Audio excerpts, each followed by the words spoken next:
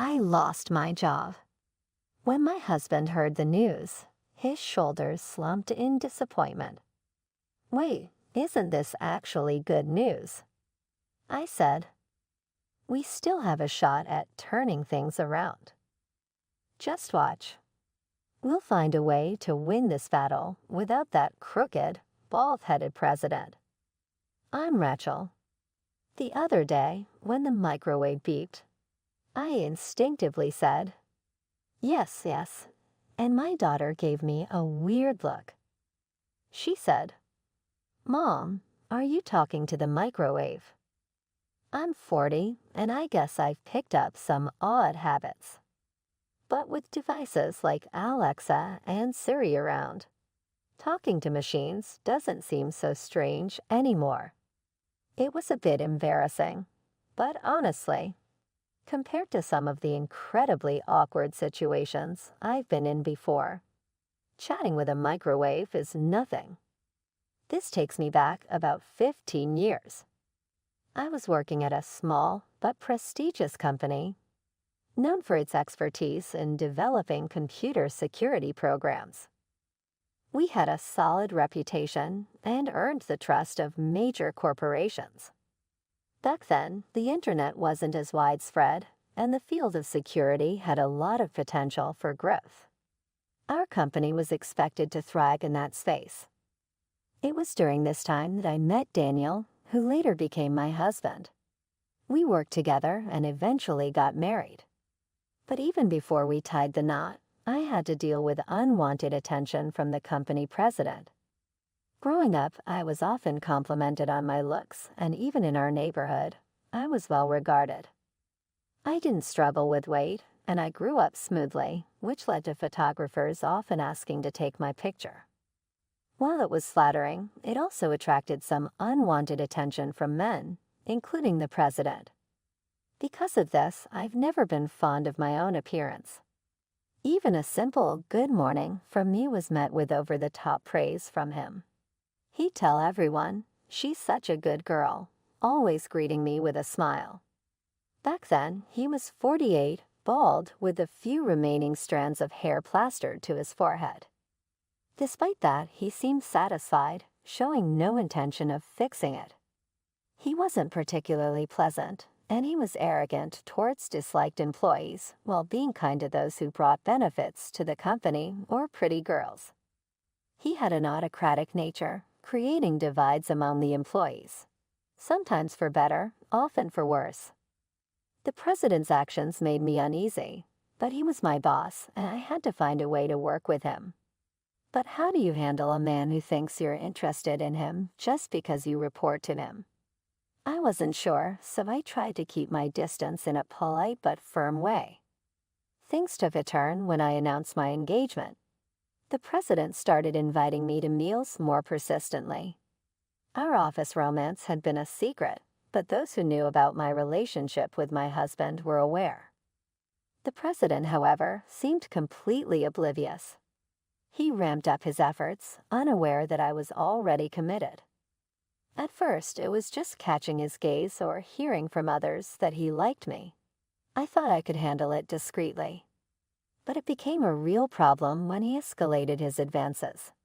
How about a private Italian restaurant? Just the two of us, no reservations needed. I offered to treat you last time, but you said you couldn't afford it. I bought wine from your birth year. Let's drink it at my place. It won't cost you a thing. You don't like alcohol? There's a bar with sweet cocktails. We can reserve a private room. It's cozy in the back. So when are you going to go out with me alone? Despite repeatedly turning down his invitations, he wouldn't give up. He convinced himself that I knew about his feelings and was teasing him on purpose, even calling me a little devil. Any invitation was too transparent, with an obvious intention to get me drunk and take me to a private room. It was impossible to consider it as part of work if he suggested going to a crowded park in front of a police station and invited me to drink water while trying to lick salt. Although I dreaded it, considering it as part of my job, attending those dinners wasn't completely out of the question. But would I actually go? No. Did he catch on? No chance. His persistence finally wore me down one day, and I blurted out, "Please give up on me. It's bothering me." Until then, I had been careful not to express my true feelings, worried that acknowledging his interest would only complicate things. But on that day, the stress got the best of me, and my feelings slipped out. As expected, the president smiled and put his hand around my waist. "You knew all along and were just teasing me, weren't you, you little devil?" His touch made my skin crawl, and without thinking, I pushed him away and ran out of the room. My husband had been concerned about the president's behavior for a while and suggested I quit my job. But I was stubborn. I wanted to stay at the company to be close to my husband and watch him work. He was the top technician, developing a new system that could double our performance once completed. I wanted to keep supporting him and see his hard work pay off. The idea of quitting and finding a new job elsewhere didn't appeal to me. But it seemed the time had come to end this situation. The next day, I handed in my resignation letter, addressed to the president. Last night, I discussed everything with my husband, and he strongly urged me to resign. So, with a determined mindset, I went to confront the president. But he refused to accept my resignation. He tried to keep me by offering better conditions, higher salary, a promotion, anything to make me stay. If only he had said, "I'll step down so you can stay," I would have gladly remained at the company. Instead, he smirked and said, "What's the issue? I can even make you the president's wife if you want." His words made me uncomfortable, though I couldn't quite understand why. "I've told you before, I'm already married. I'm tired of your dinner invitations and you putting your hands on my waist." Without thinking, I let my true feelings slip. The president responded with, "I see. So it's his fault, huh? But you really love me, right? I get it. We never shared our feelings before, and you felt inferior because I'm the president. That's why you married someone else, to pull away." "No, that's not true at all." I insisted. "There's no need to be embarrassed. I understand everything." He acted like my marriage was some pity move, and he had endured his jealousy out of kindness because of it. "But if that's the case, your husband is unnecessary. Why is this conversation going in this direction? I never saw you that way," I thought. All right. I fully understand your feelings. In that case, I'll accept your resignation. The future president's wife doesn't need to do the work of an ordinary employee. I'll let you enjoy a more comfortable life." With that, he pocketed my resignation letter and left the office. It was hopeless. Our communication was completely broken. Why is he blaming my husband? How did that bald guy twist things around? Wait a minute, could this actually be a stroke of luck for both me and my husband? We just got married, and now I'm suddenly unemployed. My husband smiled, a bit puzzled, and asked, "What's going on?"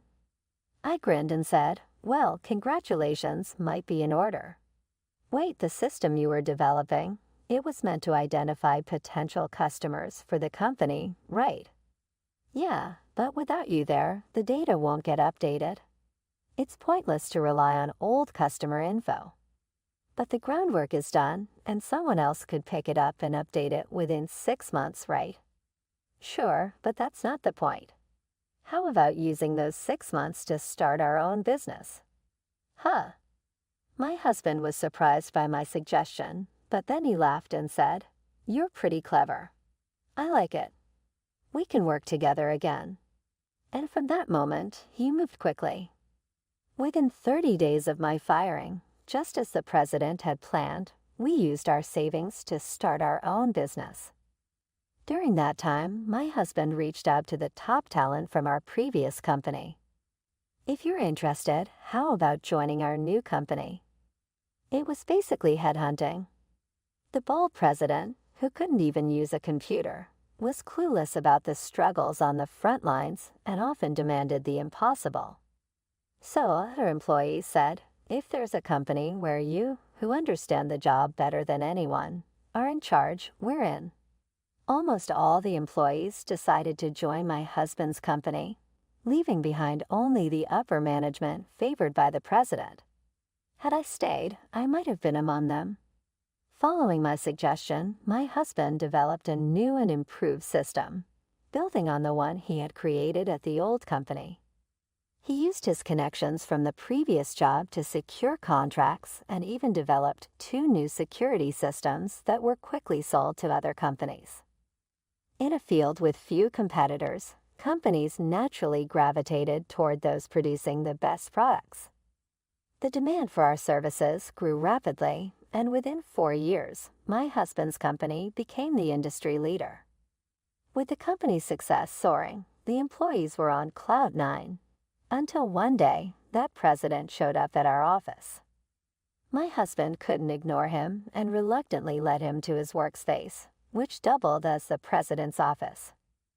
I followed, worried about what might happen. "What can I do for you?"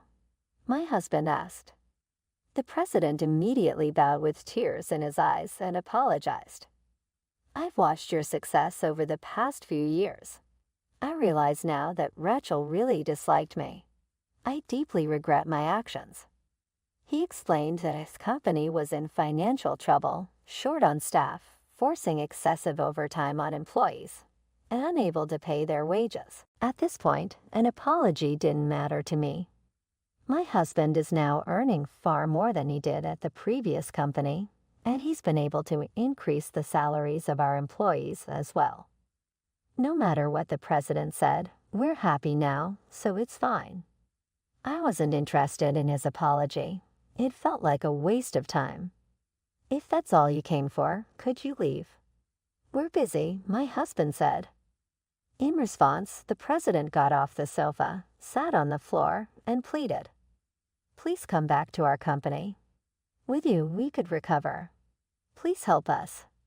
He bowed, rubbing his forehead on the floor, but my husband quietly shook his head.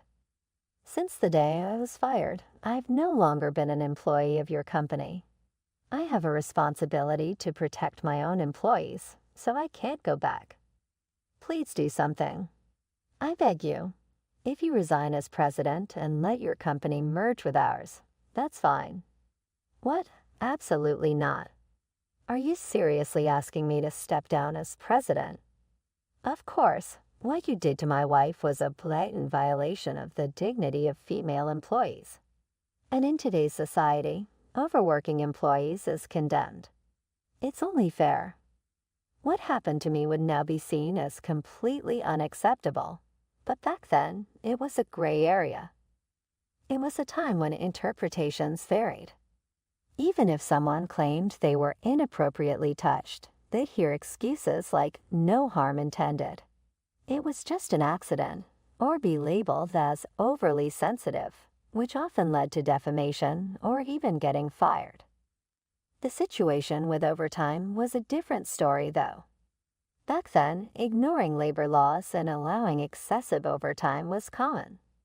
But with changes in the law and the growing public awareness that long working hours were harmful, the president's actions could now be severely punished if reported. At first, the president kept pleading, "Isn't there any other option? Please don't make me resign." But once he realized the seriousness of his actions, he understood that staying in his position was no longer an option. The president stepped down, and my husband absorbed and merged his company with ours. We took in all the employees, and the unpaid overtime was settled since our company was thriving. It actually turned out to be a relief. The wages at the president's company were low, so the overtime pay wasn't a significant amount. "We won," I said. "When you suggested starting a business after I lost my job, I never imagined we'd grow enough to overtake the president's company." "I always believed in your ability," my husband replied. "Really? Or are you just trying to flatter me?" "No way. You've got me." As we talked, I felt a deep sense of relief that everything had worked out. Later, I found out that someone had leaked the conversations from the president's office, the ones I never shared with anyone. The president's embarrassing behavior, where he used to flirt with me, became public knowledge. Since our company was small, it didn't make the TV news, but it did get reported in the local newspapers, including the overtime issues. It turns out more people read local papers than watch TV or read big-name magazines. The president became a laughingstock in the community, and kids started a game called Playing President. In this bizarre game, they'd pretend to flirt persistently with a reluctant girl. If the president saw it, he'd be mortified and probably wish he could disappear. The president was divorced and had a daughter in middle school. When this game caught on, his daughter heard about her father's actions and nearly ran away from home. For a sensitive teenage girl, having such a creepy father must have been awful. It's a clear case of karma. Having lost both his company and his daughter, the president couldn't find a decent job because he couldn't even use a computer. Now he's working as an office assistant in a local factory, struggling with basic desk work. Ironically, he's now responsible for serving tea to the female president. The man who once loudly demanded, "Hey, bring me some tea," is now the one pouring it. He probably never imagined he'd end up as a tea server. The former employees who joined our company now laugh at the president's fall from grace. There's no sympathy for him. On the other hand, my husband and I were blessed with 2 children. Our daughter is talkative and loves to tease me when I bow my head during a call or respond to the microwave. She's cheeky but adorable. Our son, a year younger, seems to have inherited his father's knack for computers. Even at his young age, he's already creating small programs. I'd say he has a bright future ahead. It would be great if he took over the company someday. But right now, he dreams of becoming a YouTuber, working for Uber Eats, or being a pizza delivery guy. Seriously, son, is there nothing else? Despite being constantly outsmarted by our kids, we enjoy